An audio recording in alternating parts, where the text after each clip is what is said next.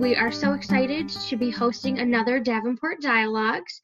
I would really like to take the opportunity now to introduce Tom and Tracie Rich, who are broker owners of RE/MAX Real Estate United, and they're going to be presenting on strategies for buying and selling real estate in 2021. So Tom and Tracie, please take it away. All right, just hang on mute there a second. Well, thank you for having us. I know it's lunch hour for a lot of people. So yes, we're broker owners of RE/MAX United. We have offices in Grand Rapids and Rockford, and we also have our own personal real estate practice, which is headlined by the Tracie Rich team. That's Tracie on the second from the left on your side and live on camera. Hello, everybody. And our second from the right, that's Tommy.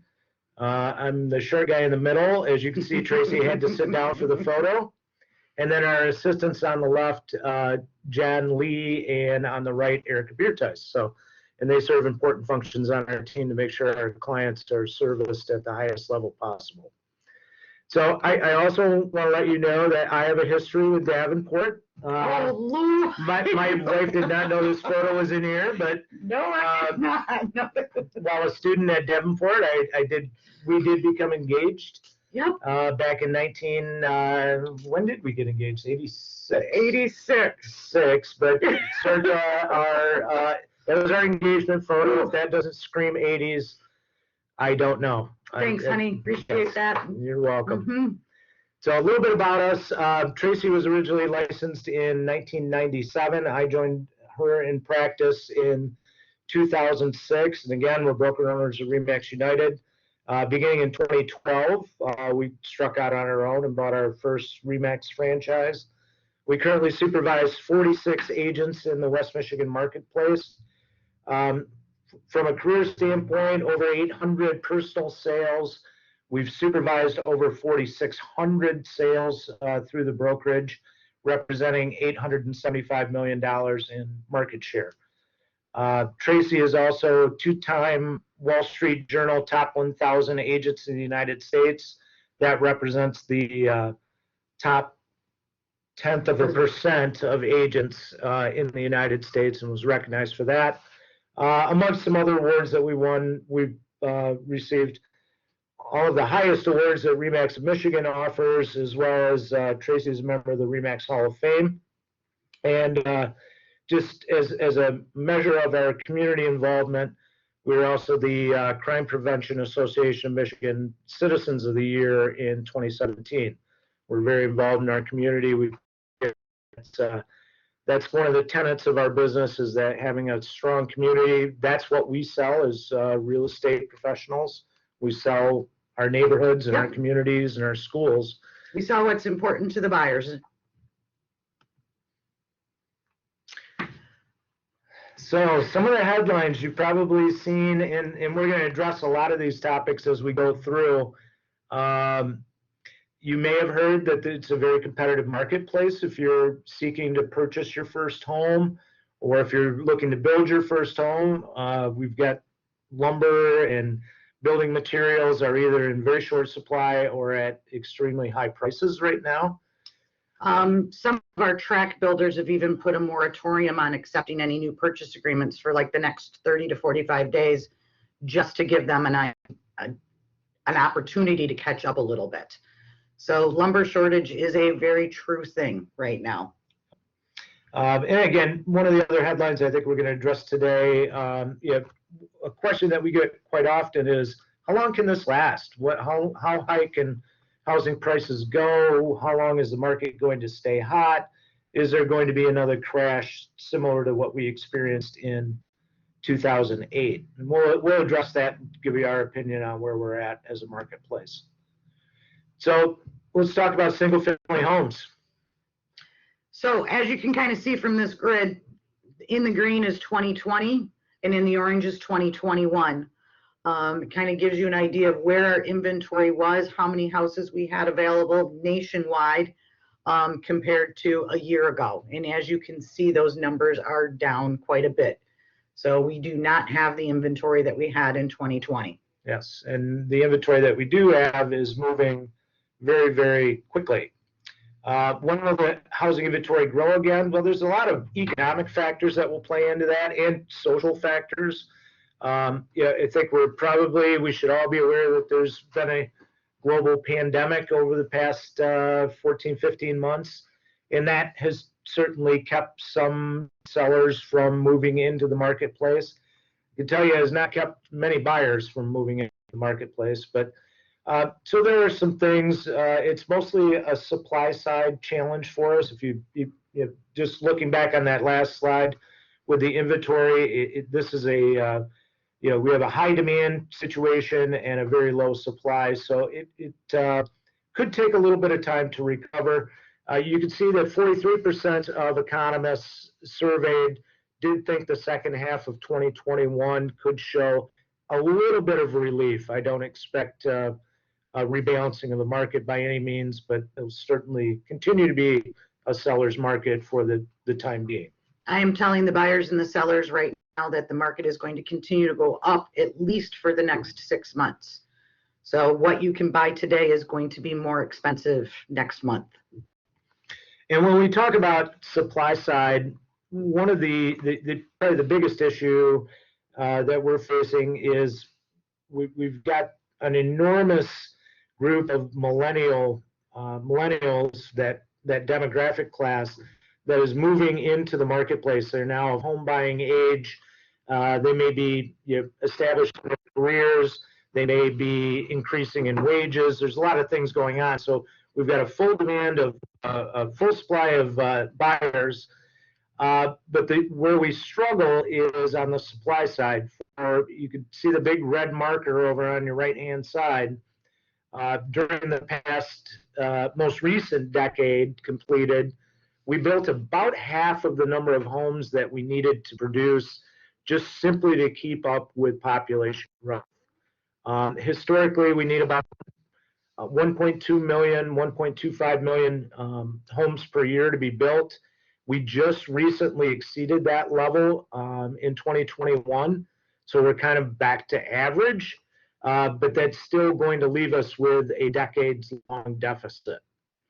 Some of that has to do with the recession that we went through because we lost so many good builders, and those builders in the marketplace getting financing was difficult for them. So it just naturally slowed down that building process that we're now starting to feel dramatically now. And just as we caught up on the number of housing starts that we needed to produce to meet this growing demand, now we've increased our lumber prices by some estimates as much as 200%, which is just crazy. And there's a lot of factors into that. I mean, I can tell you it's not global warming. Trees are still growing. But it is, some of it's political, some tariffs that we've had, exchanges that we've had with Canada. There are issues with transportation. There are issues with labor to actually get the trees on the ground. There's a great deal of regulation as far as how our national forests are forested, and even to some extent our private lands, how that wood product is harvested to market. So we're actually sourcing, as a country, U.S., our builders are sourcing product not only from Canada, but from overseas as well. Much of the treated lumber that you'll find when you want to do an outdoor project like a deck is coming by way of Norway, and the pines that they have there, and they're actually cutting those trees, shaping them, and then they are treated on ship as they're being shipped across the Atlantic to our marketplace. So a lot of things going on, a lot of moving parts that are hampering construction. So the chief economist for NAR says, no, we're not in a bubble. It's simply a lack of supply. Which is very, very true. It is simply a lack of supply. The millennial group far out exceeds the baby boomers, which used to be our largest generation. Between that and the lack of construction that we've had for the last 10 years has made that perfect storm of shortness of supply. That's all it is. So what's driving demand? Well, the pandemic, number one, has been the biggest driver. So we'll jump back to last year, on March 14th or so. We were told as real estate brokers and agents that we had to exit our offices and stay home and not be out showing houses. And that lasted until May 7th. So we lost about close to 8 weeks of production. Buyers were put on the bench for 8 weeks. And we really didn't know quite what was going to happen when we were allowed to enter back into the marketplace. And the last thing that we really thought was going to happen was that there would be a rush to buy homes. But I think just that short period of time, people being home, being forced to work from home, realizing that their kids had to be home, not having enough space for homeschool, homework, and just living in general. People decided that their homes no longer worked for them because they could not foresee in the future when they were going to be going back to work, when their kids were going to be going back to school. And then some people realized that they really didn't like living with their spouses. So that changed things a little bit as well. So, and that brings, when there's a relationship change and you have two people now looking for homes and selling one, that compounds the problem of a short supply. This is one quote that was recently in the Wall Street Journal. And if you want to back into the math on this, we've got about 209 million U.S. adults that are of age, so to speak, to purchase a home. And if 8.9% of those Americans plan to buy a home in the next 6 months, that equates to 18.6 million people. And that is way more demand than our market can satisfy. And I'll show you here. Home sales were forecast to increase nicely in 2021 and do well into 2022. These are very big numbers for the real estate industry, for homes being sold. We took a little bit of a dip. You can see the yellow marker line for 2020 because we were sidelined, but the sales pace has remained relatively the same while we're able to work. But as you can see, if we project using the MBA model, which is the Mortgage Bankers Association, at 7.3 million units this year and 7.5 million next year, and we have 18 million people that want to buy a home in the next 6 months, the math is just not going to work. So it's a challenging market if you're a buyer, and we'll discuss what you can do if you're in the market for a home a little bit further in. So what is happening with prices and what do we expect to happen? Well, so far this year we're up 18%. So I'm not sure that any of these models is going to reach what we're actually looking for. The average at 6.8. The one constraint that we may have on the rise in home prices simply will be the fact that if we run out of homes to sell, that could certainly affect the price. Is there any comment you wanted to have on prices and what you expect? I am telling my buyers and I am telling my sellers right now, what a home is priced at today will change next week. And it changes for a couple of different reasons, because of the lack of inventory we have, and also the homes that have sold in that multiple offer situation with appraisal guarantees and high cash offers, it's increasing those prices. So, your neighbor that sold a month ago at 200,000 and you have a home identical to them, they had it listed for 150, it sold for 200. Now your home is all of a sudden worth 200, where a month ago it was worth 150,000. So we're seeing these prices increase based on the multiple offers that these homes are receiving. And it's not just in that price point. We're seeing it all the way up into the larger price points that we're seeing. Yeah, we just as recently as February, we could tell a home seller in the $500,000 plus range that, I understand your friend at work sold his $300,000 house and he had 15 offers. That's not likely to happen on your $500,000 plus house. And that now has crept up where even homes in the $500,000 to $600,000 range are are seeing a tremendous amount of activity. Let's move on. So real estate agent fairy tale. And then the buyer bought one of the 3 houses they saw, just like on HGTV. No, that's not the case right now. It's very, very competitive. And just so you know, on HGTV, the house that they bought, they'd already bought that house before that show was even filmed. Yeah. Yeah. So yeah.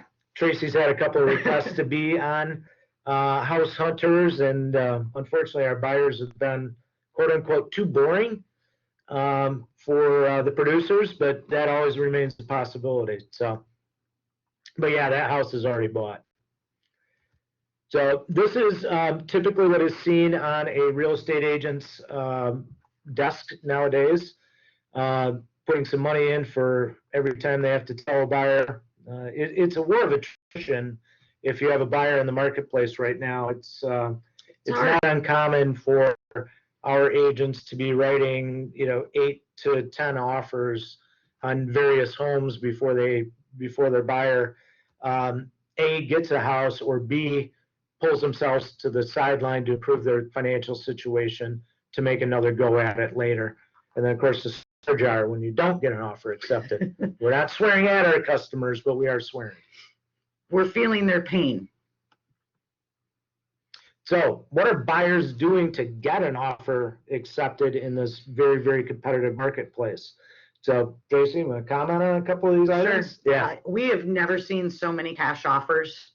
In my almost 25 years of this business, it is amazing to me how many cash offers. And when I'm talking to the buyer's agents going, where is this cash coming from? Parents, grandparents, they're pulling it out of their 401ks. They're pulling it out of their investment accounts.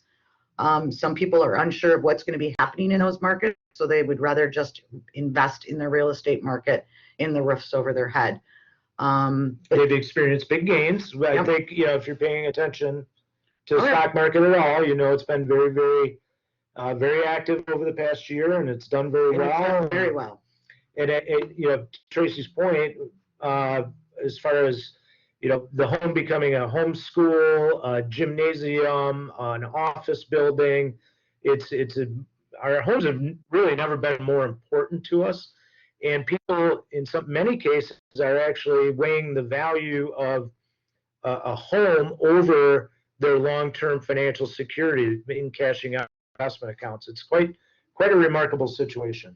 And people have got more cash in hands. They're not driving as much as what they used to. They're not eating out as much as they used to. I mean, they've saved a lot of money through this COVID. One of the other things that we're seeing, not necessarily that I agree with this, but a lot of people are waiving inspections. They're doing appraisal gap guarantees. So let's say you wrote an offer on a $300,000 house and your agent tells you got to write for $340,000, and we all know it's not going to appraise there. Some of the buyers are saying, okay, I'll bring in an additional $10,000, $15,000, $20,000 to cover any appraisal gap, which means you wrote for $340,000, appraiser gets in there for the lender and appraises it at $320,000, then that buyer is bringing an additional $20,000 to close to keep that price at $340,000. Some of our agents are offering to pay the seller's closing costs. Buyers are offering to, pay the seller's closing costs. Could be their transfer taxes, title insurance, their well and septic if they have to have a well and septic inspection. They're offering to pay some of those. Giving extended possession. I was talking to an agent the other day, and he's like, the norm is 30 days after close. And it kind of just took me aback because that is our norm. And we are one of the few states that actually does possession after close. And we are seeing 30, 45, 60 days where a seller can stay at no cost. Escalation clauses. This is another way to try and get your client, get these buyers into a home with having to only pay $1,000 or $2,000 over the next highest offer. So an example of an escalation clause is that $300,000 house. You write an escalation, you write a purchase agreement at $300,000.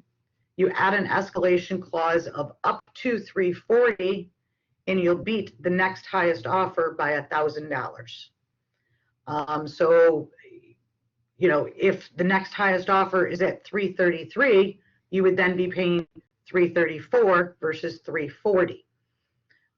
So folks are trying to do that. Commitment fees. This is a new one that is to our market. It's something that we picked up on from a broker in the Carolinas that we were using, and I'm on a mastermind group with them.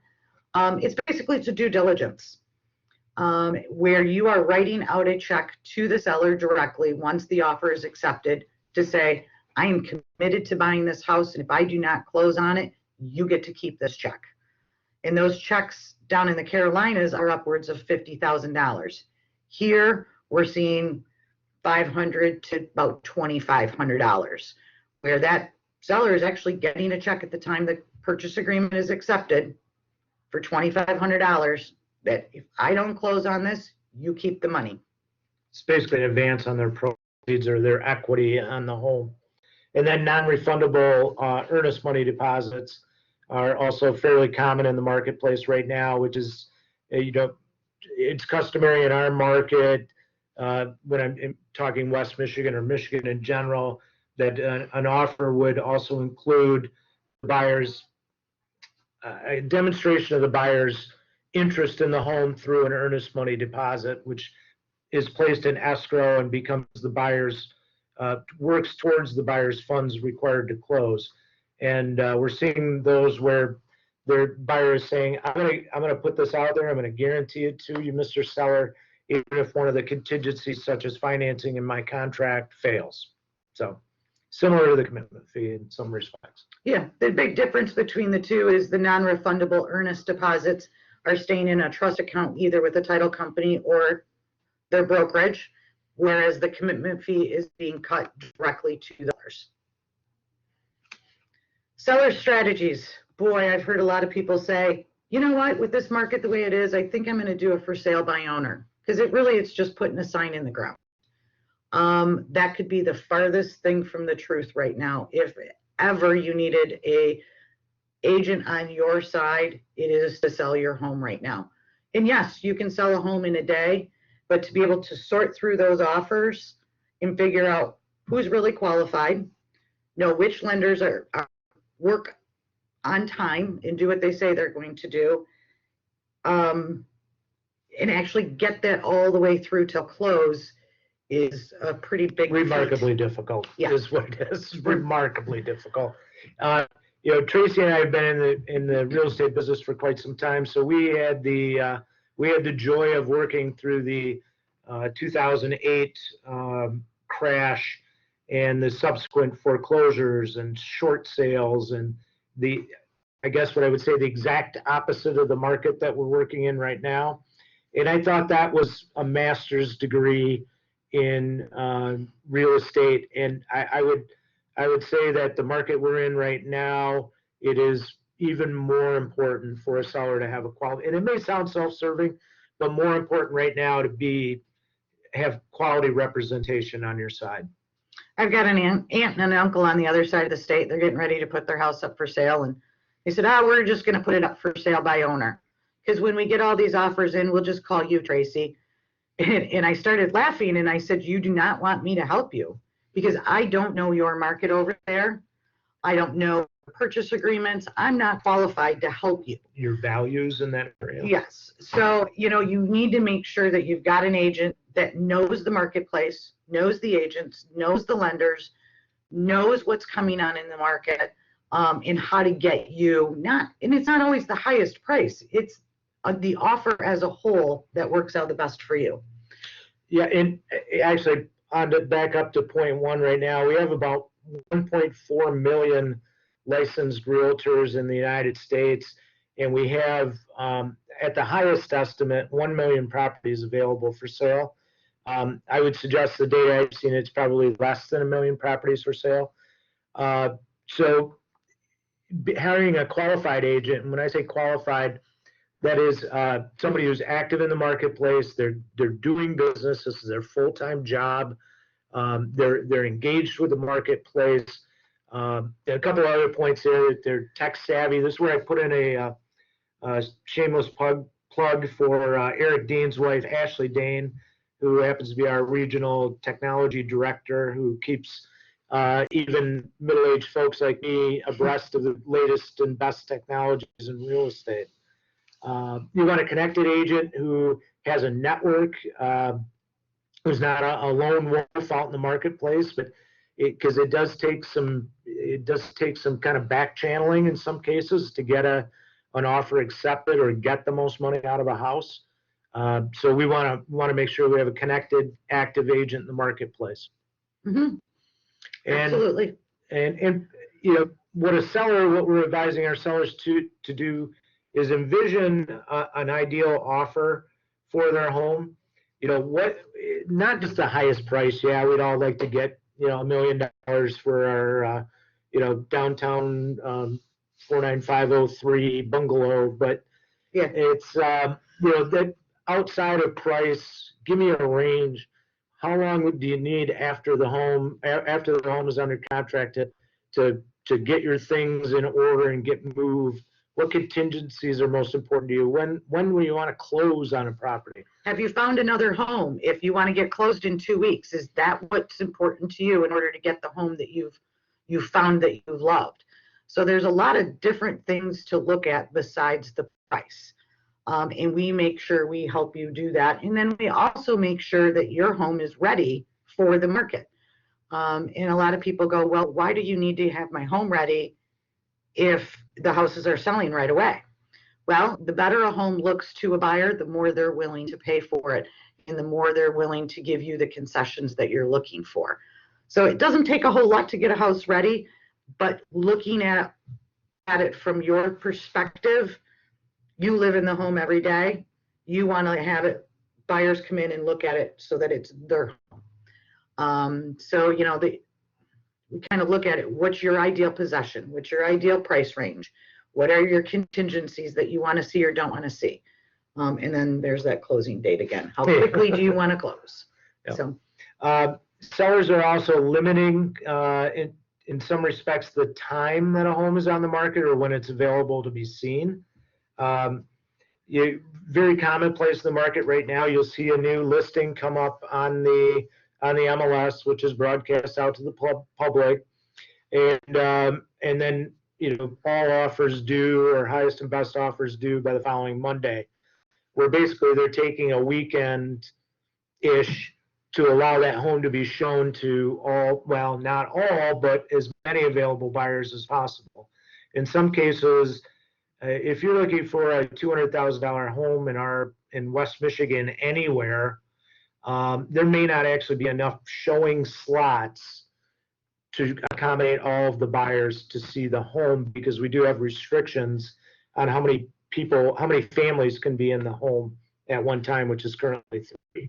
So. And right now, some of our sellers are literally moving into a hotel room or family for a 3 or 4 day period, so they can just open the home up from 8 a.m. until 9 p.m. at night and have all of those people through. But you may not be able to do that, and that may not be in your best interest. So then you use us to come up with the strategies so that it fits your lifestyle in order to get your home sold. Right. So. Yeah, make sure the home looks and smells good. That's very important. That's, we kind of say no cooking with ethnic foods for the week prior to showing. We can't have, it can't smell like your favorite kielbasa. It's just not a good plan. And no smoking cigars in any of the houses. Yeah. And ultimately, it's having a relationship with your agent where you're letting your agent do their work and making an informed decision, helping you make an informed decision based on the offer that best fits your ideal offer. In many cases, it's not the highest offer. In many cases, it's the one that allowed the seller the most flexibility on possession or had the least contingencies on the contract. Those are very, very important factors, and it's important to advise with your agent so that you get the best situation for you and your family. Or you want possession until a certain date because you're in the process of building a home. Could be a lot of things. So I'm going to give you a little example of Yes, this home is as bizarre as it looks in the outside photo. This was a home that we closed on end of April. Our market analysis, when it was originally prepared in February, showed that it should have a marketable price of $275 for a listing price. We ultimately listed it at $300,000. We had offers ranging from $296,500 up to $380,000. And finally, the seller accepted an offer at $365,000. There were some mitigating circumstances. Do you want to talk about that? Sure. So this seller in particular, he hopped on a plane and he went down to Florida to stay with his sister for the weekend, because we strategically listed it on a certain day. We knew we were going to call for offers, highest and best offers due by a certain time. Did I ever in a million years think that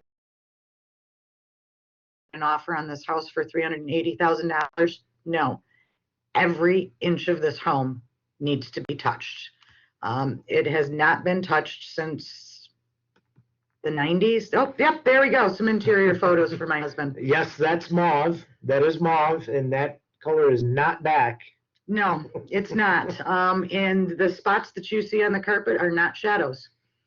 So the $380,000 offer that we got on this property included inspections. It had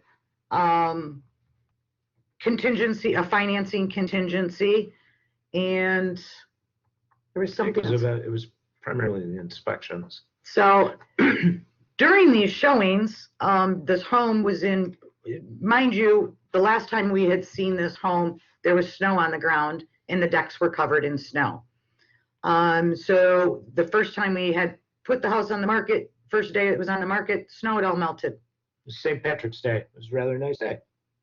Got a phone call about 6, 7 o'clock that night from a buyer's agent that said, hey, I'm on my way to the hospital with my client. She just fell through the deck down 3 feet. Okay, we need to get this house under contract, people out of this house as soon as possible. So I called my client in Florida and said, all right, here's all of our offers. Here's your $380,000 offer. Here's this $365,000 offer. They came through with their father, who was a builder. And they're waiving inspections. They know everything that's wrong. And oh, by the way, we had this happen during one of the showings. He's like, where do I sign the $365,000 offer? Because he knew he did not want to go through inspections on the home, because while it was a family home and he absolutely loved it, this particular seller wasn't in a position to keep the home up.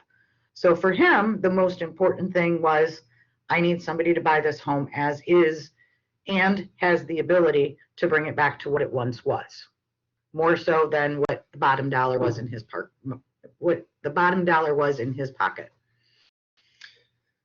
Okay, and then kind of the last question is that we get this frequently when discussing real estate is how long can this last, and is the market going to crash? And so first let's talk about, asset bubble, whether we're talking housing or stocks or what have you, gold, oil. We've had bubbles, tulips going back a few hundred years. There's been a number of bubbles, and what you need to have an asset bubble is a surge in prices driven by exuberant market behavior, okay? That kind of school of fish mentality where if everybody's doing it, I need to do it too. And during an asset bubble, or during a bubble, assets typically trade at a price or within a price range that greatly exceeds the asset's intrinsic value. We talked a little bit earlier about a house being a classroom, a gymnasium, an office building, and a dwelling, and also the point of recreation for many people. With that being the case, the prices that we're seeing, or the bidding and the activity we're seeing, I would say is not the result of exuberant market behavior, but rather a rationalized approach to market behavior, where clients are placing a tremendous amount of emphasis on their living situation and less so on other financial areas of their life. I clicked ahead a couple. So what's different? The difference between our last, or really only, housing market crash that we've experienced At least in our lifetime. In 2008, we had a number of different things going on. Number one was speculation and flipping, and that's that kind of exuberance where I will be too, or I will too. So we literally had clients that were buying their neighbor's house because they thought it would go up in 2, 3, 4, 6 months time frame. So oftentimes, in different neighborhoods, the newspaper obituaries became very important because people were tracking down any and all properties that they could find, buying them, scrub on them, and then throwing them back out on the market and making $10,000, $20,000, $50,000. And that's very different from the market we have right now. If anything, the investors are staying out of our market, and the majority of buyers in our market are buying for their principal residency or their second homes. So that's the difference between now and then. Yeah, so if you're that can't sleep at night, staying up, watching the buy zero down real estate, flip it and make a fortune, the one thing they don't tell you in a real estate flip, almost always it's made on the buy side. It's buy low, improve the property, sell high, and this is not the market for that. No. You have to be a very, very skilled property investor to speculate in this market. In 2008, we had a number of dumb financial products. We had no document loans, which basically was your I tell my lender how much money I make, and he says, okay, great, here you go. And I didn't have to follow up with any paperwork. I just told him how much money I made. And what you did for a living in some cases. Yeah. In some cases, employment wasn't even being verified. Sources of income weren't being verified. And in today's market, the credit is still very tight. You have got to document everything, including your cash, where it's coming from, how long you've been on your job, tax returns. So it is nice to see that tight credit standards again. And then the other piece, people were financing 120% of what the value of the home was back in 2008. And interest-only loans and adjustable rate loans that were toxic yes. Loans. And now people are in a better financial position and are able to pay cash, and the lenders are not allowing for any of those additional problems in financing. You probably heard about mortgage derivatives, which was kind of the financial lever that tipped us into a recession. What those were, they were basically bets. There were bets that a tranche of mortgages would operate in a certain way. It would have a certain payoff at a certain interest rate. Well, what happened is those no doc, 120% loans, 100% loan to value loans, interest only loans became classified as very good assets when in fact they were not. They're very high risk loans. And when those started to fail, as they had a very high risk to do, they brought down kind of the house of cards, so to speak. Today, due to the Dodd-Frank bill that was introduced during that recessionary period of 2008 to 2010, they introduced the Dodd-Frank bill with higher regulation. We got rid of adjustable rate mortgages to an extent. They're now very, very highly regulated, and they're in many cases portfolio loans that banks are holding. And we got rid of things like prepayment penalties, balloons, things that lead to risk for investors and for homeowners. And this pretty much sums it up. Back in the 2008, buyers had little skin in the game. And today, they're all in. They're putting everything they've got, and families helping out as well, just to get into these homes because they know that it's a great investment in their in versus their lender being in. So when should you sell your home? Well, some things are never going to change, and probably the number one is relationship. Yep. Either entering into or exiting out of a relationship oftentimes creates a need for a change in housing. When a home becomes too big, for example, if you you have children and the children are leaving the nest, so to speak, permanently, They rebound back. Deferred maintenance. That was like that house that we showed you earlier. I mean, the deferred maintenance had just gotten out of hand to where he couldn't keep up anymore. So it was time. Your health changes. Unfortunately, a lot of people have seen some health changes in the last year, and they realize that the home is just not what it needs to be for them anymore. Or they don't commute anymore. So they have the ability to move out to the country where they want to be. Or they're, trying to sell their city home and buy something on acreage. There's a lifestyle change. I had a meeting early this morning, and our local superintendent of schools was in attendance, and he was commenting on, currently in the Rockford School District, for example, there's nearly 800 families that are choosing to do virtual learning. And so they've made that choice, and the school system is going to offer it going forward. That may require a different housing situation to accommodate, a classroom or an online learning environment. So emotionally handle it. We just helped a client sell their home that they'd been in for 41 years. Talk about an emotional transaction. It's hard to sell a home when you've been there that long. But they finally realized that they couldn't keep up the yard how they wanted to keep it up anymore. And their kids were half an hour away and they wanted them closer.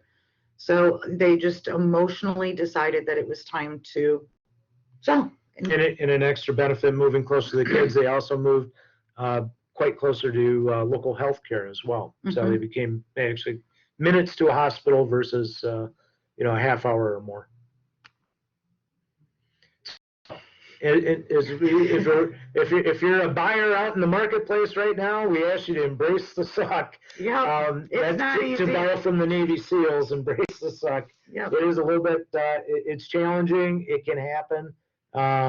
Just making sure you're organized and you're getting the advice of a really good agent to help you kind of navigate the process. We'll use another Navy term. Yes. And then I guess, is there any questions from the field that we want to take a look at? Moderators? We don't have any questions at the moment. Let me see if we get any that come in here. Oh, they're all getting out. They're all jumping out. They're all going to go eat lunch. Well, if you have a question that you'd like to ask on the sidelines, so to speak, our contact information is available either by email or phone. And again, happy to help out anyone from the Davenport Alumni Association, and we certainly appreciate you inviting us in, and I hope you found the content helpful and a little bit educating. The one thing I will say is, I tell every single one of my clients this: we do this on a daily basis. You do not. So there is no such thing as a dumb question. If you've got a question, best thing to do is ask it. So don't be embarrassed, and feel free to reach out anytime. Since we've been married so long, we discuss those at home at night. Can you believe they asked us that? No, just kidding. Just kidding. Well, Tracie, Tom, thank you so much. This was fantastic and filled with a ton of really helpful information. As a reminder, while we wrap things up here, this is recorded. We will send out an email to everyone. There's a survey there if you don't mind taking it. And this recording will be up on our Davenport Dialogues website. You're welcome to reference back to it. And again, thank you so much, Tracie and Tom, and everyone. Thank you for spending your afternoon with us. Have a wonderful day. Enjoy, everybody. Thank you. Thank you.